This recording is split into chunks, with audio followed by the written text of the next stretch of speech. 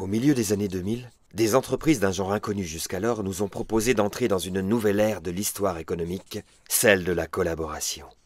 Depuis leur berceau d'origine, la Silicon Valley, ces plateformes collaboratives nous ont invités à profiter des opportunités offertes par le numérique pour désormais faire partie d'une grande communauté d'usagers. Facile, en ligne, rapide. Elles nous ont aussi prédit l'avènement de formes de travail plus libres et fait entrevoir la perspective de nouvelles sources de revenus. Mais aujourd'hui, avec un peu de recul, ces promesses ont-elles été tenues? Sur la puissance du numérique pour favoriser les transactions entre pairs, il n'y a rien à redire. Ces plateformes utilisent des algorithmes qui sont d'une efficacité redoutable, instantanée.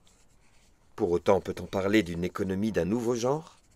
La mise en relation de deux parties à un échange économique, c'est un négoce vieux comme le monde. On appelle ça l'intermédiation. Et ça permet à un tiers, un intermédiaire donc, de prélever des commissions sur les transactions qu'il facilite. Sur le fond, rien de neuf. Et ces plateformes nous rendent-elles plus libres?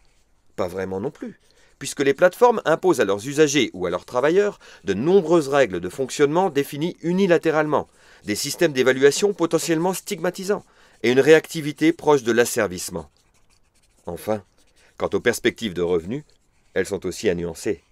Tous ceux qui y tenteront de valoriser leur travail quotidien n'en retireront qu'une rémunération bien souvent symbolique, sans réelle protection sociale, au prix d'une flexibilité aliénante.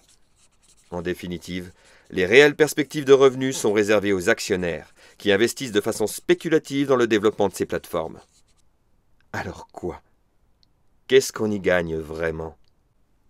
Le grand mérite de ces plateformes, finalement, n'est-il pas de nous proposer un miroir grossissant des dérives de l'économie de marché? Autrement dit, ne nous éclaire-t-elle pas sur la propension des détenteurs du capital à rechercher toujours davantage le profit?